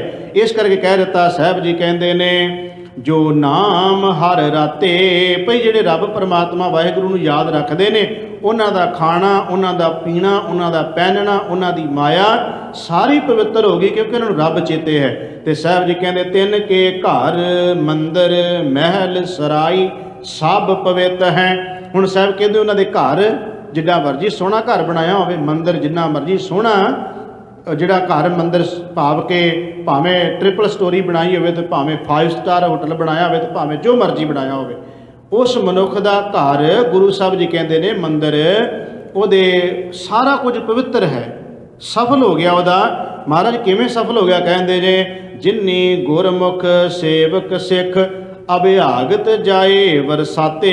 ਜੇ ਉਹਦੇ ਘਰ ਵਿੱਚ ਭਈ ਜਾ ਕੇ ਰੱਬ ਦੇ ਪਿਆਰੇ, ਉਹਦੇ ਘਰ ਵਿੱਚ ਜਾ ਕੇ ਸਿੱਖ, ਉਹਦੇ ਘਰ ਵਿੱਚ ਜਾ ਕੇ ਰੱਬ ਪਰਮਾਤਮਾ ਵਾਹਿਗੁਰੂ ਦੀ ਉਸਤਤ ਹੋ ਰਹੀ ਹੈ ਤੇ ਸਾਹਿਬ ਜੀ ਕਹਿੰਦੇ ਨੇ ਕੋਈ ਆਇਆ ਗਿਆ ਉਹਦੇ ਘਰ ਵਿੱਚ ਠਹਿਰਿਆ, ਉਹਨੂੰ ਠਹਿਰਨ ਵਾਸਤੇ ਜਗ੍ਹਾ ਮਿਲ ਗਈ, ਆਏ ਗਏ ਦੀ ਸੇਵਾ ਕਰ ਦਿੱਤੀ ਘਰ ਵਿੱਚ, ਤੇ ਸਾਹਿਬ ਜੀ ਕਹਿੰਦੇ ਉਹ ਘਰ ਪਵਿੱਤਰ ਹੋ ਗਿਆ। ਉਹਦਾ ਘਰ, ਉਹਦੇ ਮੰਦਰ ਸਤਿਗੁਰੂ ਮਹਾਰਾਜ ਜੀ ਕਹਿੰਦੇ ਪਵਿੱਤਰ ਹੋ ਗਏ। ਜਿੱਥੇ ਆਏ ਗਏ ਨੂੰ ਪ੍ਰਸ਼ਾਦਾ ਪਾਣੀ ਮਿਲ ਗਿਆ ਤੇ ਆਏ ਗਏ ਨੂੰ ਰਹਿਣ ਵਾਸਤੇ ਜਗ੍ਹਾ ਮਿਲ ਗਈ, ਟਿਕਾਣਾ ਮਿਲ ਗਿਆ। ਸਾਹਿਬ ਜੀ ਕਹਿੰਦੇ ਆਏ ਗਏ ਗੁਰਸਿੱਖ ਦੀ ਸੇਵਾ ਕਰ ਲਈ, ਉਹਦਾ ਸਾਰਾ ਕੁਝ ਪ੍ਰਵਾਨ ਹੋ ਗਿਆ। ਅੱਗੇ ਸਾਹਿਬ ਜੀ ਕਹਿੰਦੇ ਤਿੰਨ ਕੇ ਤੁਰੇ ਜ਼ੀਨ ਖੁਰਗੀਨ ਸਭ ਪਵਿੱਤ ਹੈ। ਹੁਣ ਇੱਥੇ ਗੁਰੂ ਸਾਹਿਬ ਨੇ ਸ਼ਬਦ ਉਹੀ ਵਰਤੇ ਨੇ ਜਿਨ੍ਹਾਂ 'ਚ ਅੱਜ ਪਹਿਲੇ ਸ਼ਬਦ ਵਿੱਚ ਕਹਿ ਰਹੇ ਨੇ ਨਾ, ਜੋ ਗੁਰੂ ਸਾਹਿਬ ਜੀ कि घोड़ियां रखियां ने सोना ते लखां मन चांदी।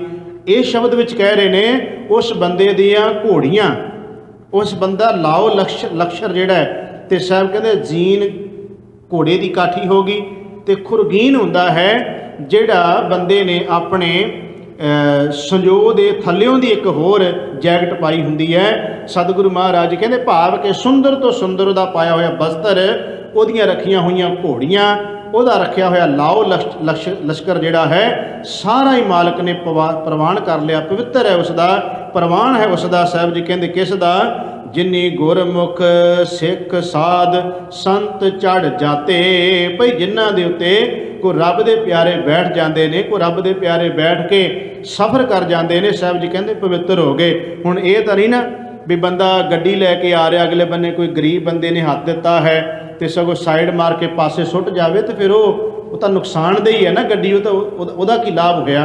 पर जे कोई तुरिया जाता सड़क उत्ते है तो उन्हें लागे ले जाके गड्डी डक के पुछ लिया, बजुर्ग होवे, बच्चा होवे, बीबी होवे, कोई होवे, लागे जाके पुछ लिया भी भाई साहब जी जां भैन जी जां वीर जी भी तुसी किधर नूं जाना चाहुंदे हो? गड्डी मैं इधर नूं लैके जा रहा, खाली गड्डी है, जे तुसी अगे जिथों तक मैं जाना चाहुंदा हाँ, जे तुसी भी उधर जाना आओ बैठो, मैं तुहानूं उत्थे पहुँचा दियां।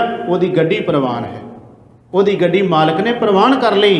पर जे कोई अपनियां बसां दे इन्ने मान हंकार करदा है कि जे उन्हां दियां बसां दे विच कोई उच्ची भी बोलदा है तो धक्का मार के बाहर सुट दिंदे है तो कोई केस ही नहीं बनता। कहते जी ये बादल दियां बसां ने, इत्थे केस नहीं कोई बन सकता। आ थोड़े दिन हो गए एक वीडियो पाई एक नौजवान ने, वो बेचारा हैंडीकैप है तो हैंडीकैप की अद्धी टिकट होंदी है, सरकार वालों पास बनते है भी गुरसिख बंदा, दमाला सजाया उन्हें, तो उन्हें कंडक्टर ने कहा भी मेरी अद्धी टिकट है क्योंकि आ मेरा पास बनया, गौरमेंट नहीं बनाया। उन्हें कहा तेन ये नहीं पता तू बैठा कि बस में है? उन्हें कहा यह तो नहीं पता, मैं चढ़िया तो बस ची, हूँ की दी है तो तुम्हें पता होएगा। उन्हें कहा पंजाब सरकार दीयां बसां ने, इत्थे कोई उच्ची बोले असीं धक्का मार के सुट देने थले तो बनता भी कुछ नहीं है। तो ऐसा उहदे नाल कर भी दिता। उन्हें कहा वेख भरावा मेरे को पास है, मेरा गौरमेंट ने मैनूं कहा तेरी अद्धी टिकट लगनी है, पर उन्हें कहा ये गौरमेंट कहिंदी होवे पर इस बस में इहो जिहियां गल्लां नहीं चलदियां। वो कहंदा मैनूं उन्होंने जिहड़ा मेरे अड्डे तो बिना जिथे मैं उतरना सी उत्थे नहीं, होर ही किते थोड़ी जी बस हौली की, मैनूं लागे करके तो कहंदा उन्हें धक्का मार दिता। 100 रुपया भी लैके वो गांह गया तो कहंदा नाल जांदा जांदा ये कह गया भी जो करना तू कर ले क्योंकि साडा नहीं कुछ विगाड़ सकदा। इहो जिहियां बंदियां दा गुरु साहब इत्थे जिक्र करते हैं भी जिन्हां नूं इन्नी हौमे हंकार हो जाती है तो आखिरकार उन्होंने बंदियां दा जो हशर हुंदा है वो फिर दुनिया अपनी अखां नाल ही वेख लैंदी है और वेखेगी दुनिया। हुण सतगुरु गरीब निवाज पातशाह महाराज जी एक जिक्र ये करते हैं कि उन्हां दियां भई बसां घोड़ियां कारां प्रवान ने, जिन्हां ने इन्हां दे नाल कोई भरा किया, कोई परोपकार किया, कोई सड़क ते डिग्गा पिया चुक लिया जाके हस्पताल पहुँचा दिता, कोई बजुर्ग तुरिया जाता उन्होंने बिठा के वो मंजिल पर पहुँचा दिता। साहब जी कहते हैं भी वही तो समझ आ गई ना गल भी, यदी बस यदी कार यदी घोड़ी भई प्रवान है क्योंकि सेवा च आ गई, सेवा च लग गई। सतगुरु गरीब निवाज सच्चे पातशाह कहते तिन के कर्म धर्म कारज सब पवित्र हैं, जो बोले हर हर नाम हर साते, उहदे धर्म दे कर्म उहदे कारज सारे ही प्रवान हो जाते हैं। जिहड़ा जीव प्रभु परमात्मा वाहिगुरु परमेश्वर दे नाल जुड़ जाता है। तो अज के शब्द में धन श्री गुरु नानक देव महाराज जी कृपा करते हैं कि जे बंदे दे कोले परमात्मा का नाम नहीं, फिर साहब जी कहते दुनिया की कोई ताकत नहीं कि उस बंदे नूं विकारां चों डिग्गण तो बचा लवेगी। जिथे सायर लंघना अगन पानी असगा, साहब जी कहते वो जिहड़ा भयानक डरावना विकारां दा सागर है, उत्थे साहब जी कहते वो जीव फिर डुबेगा। कंधी दिस न आवई ताही पव है ककाहा, कहते उत्थे फिर हाहाकार हुंदी, हाय हाय हुंदी है। पापी कर्म कमावदे करदे हाय हाय, नानक ज्यों मथन मदानियां त्यों मथे धर्म राय। कहते जिवें दुध रिड़कदियां ना बीबियां इदां फिर रिड़किया जाता उन्होंने। जिहड़े जीव इन्ना कुछ इकत्तर करके लुट्टां खोआं ठगियां मार मार के दूजियां दे उत्ते जुल्म कर करके जो कुछ इन्ना कीता, साहब जी कहते आखिरकार फिर ये सारे दा हिसाब किताब उन्होंने देना पैगा। फिर रस्ता कोई नहीं लभदा, कंधी दिस ना आवे, कोई कंडा नहीं लभदा, कोई समझ नहीं उस वेले फिर इंसान बंदे नूं लगदी। ते सतगुरु गरीब निवाज सच्चे पातशाह महाराज जी कहते उत्थे फिर हाय हाय हुंदी, उत्थे फिर कुरलाहट ही पैंदी है तो कोई सुनाई नहीं दिंदा। मैं एक कहानी पढ़ी सी, कहते ने कि एक ਭਿਖਾਰੀ ਕਿਸੇ ਦਰਵਾਜ਼ੇ ਤੇ ਜਾ ਕੇ ਉਹਨੇ ਦਰਵਾਜ਼ਾ ਖੜਕਾਇਆ ਕਿਸੇ ਦਾ। ਉਹ ਬੰਦਾ ਬੜਾ ਅਮੀਰ ਸੀ, ਕਿਸੇ ਗੱਲ ਦੀ ਘਾਟ ਨਹੀਂ ਸੀ ਉਸ ਬੰਦੇ ਨੂੰ। ਤੇ ਕਹਿੰਦੇ ਨੇ ਉਹ ਭਿਖਾਰੀ ਨੇ ਜਾ ਕੇ ਉਹਦੇ ਤਰਲੇ ਲੈ ਵੀ ਮੈਨੂੰ 2 ਪ੍ਰਸ਼ਾਦੇ ਚਾਹੀਦੇ ਹੈ। ਤੇ ਕਹਿੰਦੇ ਨੇ ਉਹਨੇ ਆਪਣੇ ਨੌਕਰ ਨੂੰ ਬੁਲਾਇਆ ਕਿ ਆਹ ਦੇਖੋ ਬੰਦਾ ਕਿਵੇਂ ਆਪਣੇ ਦਰਵਾਜ਼ੇ 'ਚ ਲੰਘ ਆਇਆ। ਉਹਨੇ ਕਿਹਾ ਜੀ ਦਰਵਾਜ਼ਾ ਖੁੱਲ੍ਹਾ ਸੀ ਤਾਂ ਲੰਘ ਆਇਆ। ਉਹਨੇ ਕਿਹਾ ਉਹਨੂੰ ਧੱਕੇ ਮਾਰ ਕੇ ਬਾਹਰ ਕੱਢ ਦਿਓ। ਉਹਨੇ ਬੜੇ ਤਰਲੇ ਲਏ ਵੀ ਸਰਦਾਰਾ ਸੇਠ ਜੀ ਕਿ ਮੇਰੇ 2 ਫੁਲਕੇ ਹੀ ਮੈਂ ਸਿਰਫ ਤੁਹਾਡੇ ਕੋਲੋਂ ਮੰਗਦਾ ਪਿਆ, 2 ਫੁਲਕੇ ਮੈਨੂੰ ਦੇ ਦਿਓ। ਤੇ ਉਹਨੇ ਬੜੇ ਵੱਧ ਘੱਟ ਸੇਠ ਨੇ ਉਹਨੂੰ ਸ਼ਬਦ ਬੋਲੇ, ਜਿਹੜਾ ਅਮੀਰ ਬੰਦਾ ਸੀ, ਧੱਕੇ ਮਰਵਾ ਕੇ ਉਸ ਨੂੰ ਆਪਣੇ ਘਰੋਂ ਬਾਹਰ ਕੱਢ ਦਿੱਤਾ। ਕੁਦਰਤ ਦੀ ਖੇਡ ਹੈ, ਕਿਉਂਕਿ ਇਹ ਕੁਦਰਤ ਦਾ ਇੱਕ ਨਿਜ਼ਮ ਚੱਲਦਾ ਆਉਂਦਾ ਹੈ, ਜੁਗਾਂ ਜੁਗੰਤਰਾਂ ਤੋਂ ਹੀ ਚੱਲਦਾ ਆਉਂਦਾ ਹੈ। ਉਹ ਨਿਜ਼ਮ ਇਹ ਚੱਲਦਾ ਆਉਂਦਾ ਹੈ ਕਿ ਇੱਥੇ ਤਪੋ ਰਾਜ ਤੇ ਰਾਜੋ ਨਰਕ ਵਾਲਾ ਕੰਮ ਚੱਲਦਾ ਹੀ ਰਹਿੰਦਾ ਹੈ। ਹੋਇਆ ਕਿ ਉਹ ਜਿਹੜਾ ਸੇਠ ਸੀ ਉਹ ਵਿਕਾਰਾਂ 'ਚ ਡੁੱਬ ਗਿਆ, ਕਿਉਂਕਿ ਬਹੁਤ ਕੁਝ ਉਹਦੇ ਕੋਲ ਸੀ, ਰੱਬ ਨਹੀਂ ਸੀ ਉਹਦੇ ਕੋਲੇ। ਵਿਕਾਰਾਂ 'ਚ ਡੁੱਬ ਗਿਆ, ਵਿਕਾਰਾਂ 'ਚ ਡੁੱਬਿਆ, ਬਸ ਦਿਨੋਂ ਦਿਨ ਜੋ ਕੁਝ ਕੋਲ ਸੀ ਸਾਰਾ ਕੁਝ ਲੁੱਟਿਆ ਜਾ ਰਿਹਾ ਹੈ। ਤੇ ਜੂਏ ਦੇ ਵਿੱਚ ਸਾਰਾ ਕੁਝ ਹਰਾ ਦਿੱਤਾ ਉਹਨੇ। ਸਾਰਾ ਕੁਝ ਹਾਰਨ ਤੋਂ ਬਾਅਦ ਸੇਠ ਦੀ ਹਾਲਤ ਇਹ ਬਣ ਗਈ, ਭਿਖਾਰੀ ਬਣ ਗਿਆ ਉਹ। ਉਧਰ ਕੁਦਰਤ ਨੇ ਕੋਈ ਸਿਸਟਮ ਇਸ ਤਰ੍ਹਾਂ ਦਾ ਬਣਾ ਦਿੱਤਾ, ਨਿਜ਼ਮ ਬਣ ਗਿਆ ਕੁਦਰਤ ਦਾ। ਇਹ ਬਣਿਆ ਕਿ ਜਿਹੜੇ ਅੱਤ ਦੀ ਗਰੀਬੀ ਹੋਵੇ, ਪਰਮਾਤਮਾ ਕੋਈ ਇਹੋ ਜਿਹੀ ਖੇਡ ਵਰਤਾ ਦਿੰਦਾ ਹੈ ਕਿ ਅੱਤ ਦੇ ਗਰੀਬ ਬੰਦੇ ਨੂੰ ਕਈ ਵਾਰ ਰੱਬ ਬਾਦਸ਼ਾਹ ਬਣਾ ਦਿੰਦਾ ਹੈ। ਕੁਦਰਤ ਦਾ ਅੱਜ ਵੀ ਨਿਜ਼ਮ ਇਸ ਤਰ੍ਹਾਂ ਹੀ ਹੈ। ਕਈ ਵਾਰ ਤੁਸੀਂ ਕਈ ਵਾਰ ਦੇਖੋ ਬੰਦੇ ਬਿਲਕੁਲ ਗਰੀਬ ਤੇ ਉਹ ਕਈ ਵਾਰ ਉਹਨਾਂ ਦੀ ਕੋਈ ਲਾਟਰੀ ਨਿਕਲ ਆਉਂਦੀ ਹੈ ਤੇ ਉਹ ਉਹਨਾਂ ਦੀ ਕਿਸਮਤ ਹੀ ਜਾਗ ਪੈਂਦੀ ਹੈ, ਇਸ ਤਰ੍ਹਾਂ ਬਣ ਜਾਂਦਾ। ਉਹ ਭਿਖਾਰੀ ਜਿਹੜਾ ਸੀ ਉਹਦਾ ਕੋਈ ਇਸ ਤਰ੍ਹਾਂ ਸਮਝ ਲਓ 17 ਕੁਝ ਜਾਗ ਪਿਆ ਉਹਦਾ, ਤੇ ਉਹਦੇ ਕੋਲੇ ਧਨ ਆ ਗਿਆ। ਸੇਠ ਜਿਹੜਾ ਸੀ ਇਹ ਭਿਖਾਰੀ ਬਣ ਗਿਆ। ਕਹਿੰਦੇ ਨੇ ਉਹ ਭਿਖਾਰੀ ਜਿਹੜਾ ਸੀ ਉਹਨੂੰ ਚੰਗਾ ਘਰ ਬਣਾ ਲਿਆ। ਚੰਗਾ ਘਰ ਬਣਾ ਕੇ ਉਹਨੇ ਰੱਬ ਦੀ ਸਿਫਤ ਉਹਨੇ ਕਰਨੀ ਸੀ, ਕਿਉਂਕਿ ਉਹਨੂੰ ਉਹਦੀ ਜ਼ਿੰਦਗੀ ਵਿੱਚ ਇਹ ਬੜੀ ਵੱਡੀ ਖੁਸ਼ੀ ਸੀ। ਉਹ ਜਿਹੜਾ ਸੇਠ ਸੀ ਭਿਖਾਰੀ ਬਣਿਆ, ਉਸੇ ਹੀ ਦਰਵਾਜ਼ੇ ਤੇ ਆ ਕੇ ਉਹਨੇ ਦਸਤਖਤ ਦੇ ਦਿੱਤਾ। ਉਹਨੂੰ ਨਹੀਂ ਸੀ ਪਤਾ, ਉਹਨੇ ਦਰਵਾਜ਼ਾ ਖੜਕਾਇਆ, ਦਰਵਾਜ਼ਾ ਖੋਲ੍ਹਿਆ ਗਿਆ। ਹੁਣ ਇੱਕ ਦੂਜੇ ਨੂੰ ਚਿਹਰੇ ਤਾਂ ਪਛਾਣ ਲਿਆ, ਕਿਉਂਕਿ ਚਿਰਾਂ ਬਾਅਦ ਮਿਲੇ, ਚਿਹਰੇ ਤੋਂ ਇੱਕ ਦੂਜੇ ਨੂੰ ਪਛਾਣ ਲਿਆ। ਭਿਖਾਰੀ ਨੇ ਸਿਆਣ ਲਿਆ ਤੇ ਕਹਿਣ ਲੱਗੇ, ਉਹਨੇ ਆਖਿਆ ਆਓ ਸੇਠ ਜੀ। ਉਹ ਹੈਰਾਨ ਹੋ ਗਿਆ ਵੀ ਮੈਂ ਤਾਂ ਭਿਖਾਰੀ ਹਾਂ, ਮੈਨੂੰ ਇਹ ਸੇਠ ਕਹਿੰਦਾ ਪਾਣੀ ਪੀਓ, ਪ੍ਰਸ਼ਾਦਾ ਛਕੋ, ਕੀ ਚਾਹੀਦਾ ਤੁਹਾਨੂੰ? ਉਹ ਰੋ ਪਿਆ। ਉਹਨੇ ਕਿਹਾ ਮੈਨੂੰ ਤੂੰ ਸੇਠ ਕਿਉਂ ਕਿਹਾ? ਉਹਨੇ ਕਿਹਾ ਮੈਨੂੰ ਪਹਿਚਾਣਿਆ ਨਹੀਂ। ਕਹਿਣ ਲੱਗਾ ਮੈਂ ਥੋੜਾ ਚਿਹਰਾ ਸਾਹਮਣੇ ਆਉਂਦਾ। ਕਹਿਣ ਲੱਗਾ ਮੈਂ ਉਹੀ ਹਾਂ ਜਿਹਨੂੰ ਇੱਕ ਦਿਨ ਤੂੰ ਆਪਣੇ ਘਰ ਵਿੱਚੋਂ ਧੱਕੇ ਮਾਰ ਕੇ ਬਾਹਰ ਕੱਢਿਆ ਸੀ। ਉਹਨੇ ਕਿਹਾ ਜਿਸ ਦਿਨ ਤੂੰ ਧੱਕੇ ਮਾਰ ਕੇ ਮੈਨੂੰ ਬਾਹਰ ਕੱਢਿਆ ਸੀ ਮੈਂ ਗਿਲਾ ਤੇ ਕੋਈ ਨਹੀਂ ਸੀ ਕੀਤਾ, ਪਰ ਇੰਨਾ ਜ਼ਰੂਰ ਕਿਹਾ ਸੀ ਕਿ ਰੱਬਾ ਕੀ ਇਹ ਧੱਕੇ ਪੈਂਦੇ ਰਹਿਣਗੇ। ਰੱਬ ਨੇ ਮੇਰੀ ਸੁਣ ਲਈ। ਅੱਜ ਤੂੰ ਮੇਰੇ ਘਰ ਵਿੱਚ ਮੰਗਣ ਵਾਸਤੇ ਆਇਆ, ਪਰ ਮੈਂ ਏਡਾ ਅਕਿਰਤ ਘਣ ਨਹੀਂ ਹਾਂ ਕਿ ਤੈਨੂੰ ਧੱਕੇ ਮਾਰ ਕੇ ਆਪਣੇ ਘਰ 'ਚੋਂ ਬਾਹਰ ਕੱਢ ਦਿਆਂਗਾ। ਸੇਠ ਜੀ ਮੈਨੂੰ ਅੱਜ ਵੀ ਯਾਦ ਹੈ ਕਿ ਉਸ ਦਿਨ ਜਿਹੜੀ ਤੁਹਾਡੇ ਚਿਹਰੇ 'ਤੇ ਖੁਸ਼ਹਾਲੀ ਸੀ, ਜੋ ਰੂਹਾਨੀ ਸੀ, ਅੱਜ ਤੁਹਾਡੇ ਚਿਹਰੇ 'ਤੇ ਨਜ਼ਰ ਨਹੀਂ ਆਉਂਦੀ ਪਈ। ਕਿਉਂ? ਕਿਉਂਕਿ ਉਸ ਟਾਈਮ 'ਤੇ ਤੁਹਾਡੇ ਉੱਤੇ ਮਾਇਆ ਦਾ ਇੰਨਾ ਹੰਕਾਰ ਸੀ, ਤੁਹਾਨੂੰ ਬੰਦਾ ਹੀ ਨਹੀਂ ਸੀ ਨਜ਼ਰ ਆਉਂਦਾ। ਅੱਜ ਤੁਹਾਡੀਆਂ ਅੱਖਾਂ ਦੇ ਸਾਹਮਣੇ ਸਾਰਾ ਕੁਝ ਆ ਗਿਆ ਹੋਣਾ ਹੈ। ਕਹਿੰਦਾ ਮੈਨੂੰ ਅੱਜ ਸਾਰਾ ਪਤਾ ਲੱਗ ਗਿਆ। ਉਸ ਦਿਨ ਤੂੰ ਮੇਰੇ ਘਰ ਵਿੱਚ ਗਿਆ ਸੀ ਤੇ 2 ਰੋਟੀਆਂ ਮੰਗਦਾ ਸਾਂ, ਮੈਂ ਧੱਕੇ ਮਾਰ ਕੇ ਬਾਹਰ ਕੱਢਿਆ। ਅੱਜ ਮੈਂ ਤੇਰੇ ਘਰ ਵਿੱਚ ਆਇਆ ਹਾਂ ਤੇ ਤੂੰ ਮੈਨੂੰ ਰੋਟੀ ਨਹੀਂ ਇਕੱਲੀ ਦਿੱਤੀ, ਤੂੰ ਤਾਂ ਮੈਨੂੰ ਇਹ ਵੀ ਕਿਹਾ ਹੋਰ ਕੀ ਚਾਹੀਦਾ? ਕਹਿੰਦਾ ਸੇਠ ਜੀ ਮੈਂ ਚਾਹੁੰਦਾ ਹਾਂ ਫਿਰ ਤੂੰ ਉਸੇ ਤਰ੍ਹਾਂ ਸੇਠ ਬਣੇ, ਜੋ ਮੈਂ ਤੇਰਾ ਕਰ ਸਕਦਾ ਮਦਦ ਕਰਾਂਗਾ। ਪਰ ਇੱਕ ਗੱਲ ਯਾਦ ਰੱਖ, ਜਿਸ ਪ੍ਰਮਾਤਮਾ ਵਾਹਿਗੁਰੂ ਪਰਮੇਸ਼ਰ ਨੇ ਸਾਰਾ ਕੁਝ ਦਿੰਦਾ ਹੈ ਨਾ, ਉਹਨੂੰ ਨਾ ਭੁਲਾਈਏ, ਕਿਉਂਕਿ ਉਹ ਰਾਜ਼ਿਆਂ ਤੋਂ ਭਿਖਾਰੀ ਬਣਾਉਣ ਲੱਗਿਆਂ ਬਹੁਤਾ ਚਿਰ ਨਹੀਂ ਲਾਉਂਦਾ। ਉਹ ਤੇ ਘਾਹ ਮੰਗਣ ਵੀ ਲਾ ਦਿੰਦਾ ਹੈ। ਨਦਰ ਪੱਠੀ ਜੇ ਕਰੇ ਸੁਲਤਾਨਾ, ਘਾਹ ਕਰਾਇੰਦਾ ਦਰ ਮੰਗਣ ਭਿੱਖ ਨਾ ਪਾਇੰਦਾ। ਜੇ ਕੋਈ ਮੰਗੇ ਤੇ ਭਿਖਿਆ ਵੀ ਨਹੀਂ ਕਈ ਵਾਰ ਮਿਲਦੀ। ਤੋ ਸਤਿਗੁਰੂ ਗਰੀਬ ਨਵਾਜ ਪਾਤਸ਼ਾਹ ਜੀ ਇੱਥੇ ਇਹ ਕਹਿ ਰਹੇ ਨੇ, ਕਹਿੰਦੇ ਐਸੇ ਜੀਵ ਜਿਹੜੇ ਜਿਨ੍ਹਾਂ ਨੂੰ ਰੱਬ ਭੁੱਲਿਆ ਹੋਇਆ ਹੈ, ਸਾਹਿਬ ਕਹਿੰਦੇ ਕੰਧੀ ਦਿਸ ਨਾ ਆਵਈ ਤਾਹੀ ਪਵੈ ਕਹਾ, ਫਿਰ ਤਾਹਾਂ ਪੈਂਦੀਆਂ ਨੇ। ਰੋਂਦਾ ਕਰ ਲਾਉਂਦਾ ਬੰਦਾ, ਪਰ ਸਾਹਿਬ ਜੀ ਕਹਿੰਦੇ ਨੇ ਅਖੀਰਲੀ ਪੰਕਤੀ ਵਿੱਚ ਕੀ ਨਿਬੇੜਾ ਕੀਤਾ? ਨਾਨਕ ਉਥੈ ਜਾਣੀਐ ਸ਼ਾਹ ਕੇਈ ਪਾਤਸ਼ਾਹ। ਫਿਰ ਪਤਾ ਲੱਗਦਾ ਵੀ ਕੌਣ ਸ਼ਾਹੂਕਾਰ ਹੈ ਤੇ ਕੌਣ ਭਿਖਾਰੀ ਹੈ, ਕੌਣ ਰਾਜਾ ਹੈ ਤੇ ਕੌਣ ਭਿਖਾਰੀ ਹੈ। ਫਿਰ ਪ੍ਰਭੂ ਦੇ ਦਰਬਾਰ ਵਿੱਚ ਜਦੋਂ ਫੈਸਲਾ ਹੁੰਦਾ ਨਾ, ਉੱਥੇ ਫਿਰ ਪਤਾ ਚੱਲਦਾ ਹੈ ਕਿ ਜਿਨ੍ਹੇ ਲਾਓ ਲਸ਼ਕਰ ਇਕੱਠੇ ਕੀਤੇ ਸੀ, ਜਿਨ੍ਹੇ ਦੁਨੀਆ ਦੇ ਉੱਤੇ ਜਿਹੜਾ ਰਾਜ ਵੀ ਕੀਤਾ ਤੇ ਦੁਨੀਆ ਨੂੰ ਤਬਾਹ ਕਰਕੇ ਰੱਖ ਦਿੱਤਾ, ਫਿਰ ਪਤਾ ਚੱਲਦਾ ਹੈ ਕਿ ਤੂੰ ਅਸਲੀ ਪੰਥ ਸੀ ਕਿ ਜਾਂ ਜਿਨ੍ਹਾਂ ਨੇ ਆਪਣੇ ਪਰਿਵਾਰਾਂ ਦੇ ਪਰਿਵਾਰ ਸ਼ਹੀਦ ਕਰਵਾ ਦਿੱਤੇ, ਕੌਮ ਦੇਸ਼ ਧਰਮ ਦੇ ਲਈ ਆਪਣੀਆਂ ਜਾਨਾਂ ਜਿਹੜੀਆਂ ਕੁਰਬਾਨ ਕਰ ਦਿੱਤੀਆਂ, ਆਪਣੇ ਘਰ ਘਾਟ ਬਰਬਾਦ ਕਰ ਦਿੱਤੇ, ਵੀ ਇਹ ਅਸਲੀ ਪੰਥਕ ਸੀ कि ਜਾਂ ਤੂੰ ਪੰਥਕ ਹੈ ਜਿਹਨੇ ਪੰਥ ਦਾ ਨਾਂ ਲੈ ਕੇ ਦੁਨੀਆ ਤਬਾਹ ਕਰਕੇ ਰੱਖ ਦਿੱਤੀ, ਨੌਜਵਾਨ ਬਰਬਾਦ ਕਰਕੇ ਰੱਖ ਦਿੱਤੇ, ਲੋਕਾਂ ਦੇ ਘਰਾਂ 'ਚ ਸਮੈਕਾਂ ਪਹੁੰਚਾ ਦਿੱਤੀਆਂ। ਫਿਰ ਰੱਬ ਪੁੱਛਦਾ ਵੀ ਤੂੰ ਬਾਦਸ਼ਾਹ ਕਿ ਇਹ ਬਾਦਸ਼ਾਹ ਨੇ? ਮੇਰੀ ਨਿਗਾਹ ਵਿੱਚ ਹੁਣ ਇਹ ਪ੍ਰਵਾਨ ਨੇ ਕਿ ਤੂੰ ਪ੍ਰਵਾਨ ਹੈ। ਫਿਰ ਰੱਬ ਉੱਥੇ ਕਹਿੰਦਾ ਮੈਂ ਇਹਨਾਂ ਨੂੰ ਬਾਦਸ਼ਾਹ ਕਹਿੰਦਾ, ਮੈਂ ਇਹਨਾਂ ਨੂੰ ਪਾਤਸ਼ਾਹ ਕਹਿੰਦਾ। ਮੇਰੇ ਘਰ ਵਿੱਚ ਇਹ ਪਾਤਸ਼ਾਹ ਨੇ ਕਿਉਂਕਿ ਇਹਨਾਂ ਨੇ ਸਿਫਤ ਸਲਾਹ ਕੀਤੀ, ਸਮਾਜ ਦਾ ਕੁਝ ਸੋਚਿਆ, ਸਮਾਜ ਦਾ ਕੁਝ ਭਲਾ ਕੀਤਾ ਹੈ। ਤੇ ਜਿਹੜਾ ਰੱਬ ਪਰਮਾਤਮਾ ਨੂੰ ਯਾਦ ਕਰਦਾ ਉਹਦੇ ਬਾਰੇ ਸਾਹਿਬ ਬਾਣੀ ਵਿੱਚ ਕਹਿੰਦੇ ਨੇ, ਸਤਿਗੁਰੂ ਗਰੀਬ ਨਿਵਾਜ ਪਾਤਸ਼ਾਹ ਮਹਾਰਾਜ ਜੀ ਕਹਿੰਦੇ ਜਿਸ ਨੂੰ ਬਖਸ਼ੈ ਸਿਫਤ ਸਲਾਹ ਨਾਨਕ ਪਾਤਸ਼ਾਹੀ।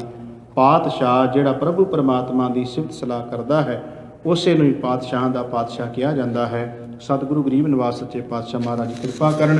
ਅੱਜ ਦੇ ਪਾਵਨ ਪਵਿੱਤਰ ਸ਼ਬਦ ਵਿੱਚ ਗੁਰੂ ਸਾਹਿਬ ਨੇ ਕਿਰਪਾ ਕੀਤੀ ਕਿ ਭਾਈ ਜੋ ਕੁਝ ਇਨਸਾਨ ਸਮਾਜ ਵਿੱਚ ਕਰਦਾ ਹੈ ਉਹ ਦਸਾਂ ਨੂੰਹਾਂ ਦੀ ਕਿਰਤ ਕਰਕੇ ਜੋ ਕੁਝ ਕਮਾ ਰਿਹਾ ਉਹਦੇ ਨਾਲ ਉਹਨੂੰ ਆਪਣੇ ਆਪ ਨੂੰ ਵੀ ਸਕੂਨ ਮਿਲਦਾ, ਖੁਸ਼ੀ ਮਿਲਦੀ ਹੈ। ਉਹਦੇ ਵਿੱਚੋਂ ਉਹ ਜਦੋਂ ਭਲਾ ਕਰਦਾ ਮਨੁੱਖਤਾ ਦਾ, ਜਿਹਨੂੰ ਅਸੀਂ ਦਸਵੰਧ ਕਹਿੰਦੇ ਹਾਂ, ਸਾਹਿਬ ਕਹਿੰਦੇ ਫਿਰ ਹੋਰ ਵੀ ਮਾਲਕ ਦੀ ਕਿਰਪਾ। ਪਰ ਜਿਹੜਾ ਕੇਵਲ ਸਾਰੀ ਜ਼ਿੰਦਗੀ ਆਪਣੀ ਇਹਨਾਂ ਧਨ ਦੌਲਤ ਪਦਾਰਥਾਂ ਮਾਇਆ 'ਚ ਲਾ ਕੇ ਆਪਣਾ ਜੀਵਨ ਇੱਧਰ ਹੀ ਸਾਰੀ ਜ਼ਿੰਦਗੀ ਲਾ ਜਾਂਦਾ ਲੁੱਟਾਂ ਖਸੁੱਟਾਂ ਕਰਦਿਆਂ ਹੋਇਆਂ, ਉਹ ਸਮਾਜ ਵਾਸਤੇ ਵੀ ਬਰਬਾਦੀ ਦਾ ਕਾਰਨ ਬਣਦਾ ਹੈ ਤੇ ਆਪਣੇ ਵਾਸਤੇ ਵੀ ਬਰਬਾਦੀ ਦਾ ਕਾਰਨ ਬਣਦਾ ਹੈ। ਗੁਰੂ ਕਿਰਪਾ ਕਰੇ ਅਸੀਂ ਮਾਲਕ ਦੇ ਚਰਨਾਂ 'ਚ ਅਰਦਾਸ ਕਰੀਏ ਕਿ ਸਤਿਗੁਰੂ ਕਿਰਪਾ ਕਰਨ।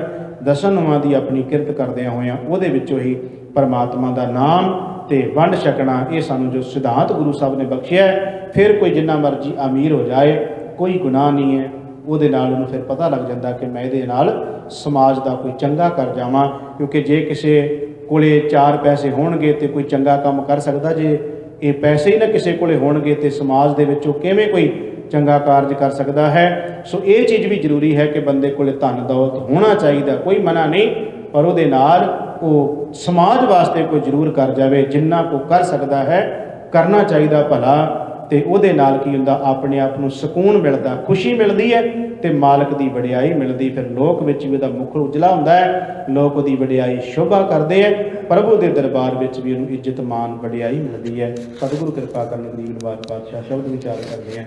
ਬੇਅੰਤ ਪ੍ਰਕਾਰ ਦੀਆਂ ਭੁੱਲਾਂ ਤੁੱਟਾਂ ਹੋ ਗਈਆਂ, ਸਤਿਗੁਰੂ ਜੀ ਤੇ ਸਾਧ ਸੰਗਤ ਬਖਸ਼ਣ ਯੋਗ ਹੈ। ਪੁਰ ਚੁੱਕ ਦੀ ਖਿਮਾ ਪਿਆਰ ਸਿਰ ਫਤਿਹ ਬੁਲਾਓ ਜੀ। ਵਾਹਿਗੁਰੂ ਜੀ ਕਾ ਖਾਲਸਾ, ਵਾਹਿਗੁਰੂ ਜੀ ਕੀ ਫਤਿਹ।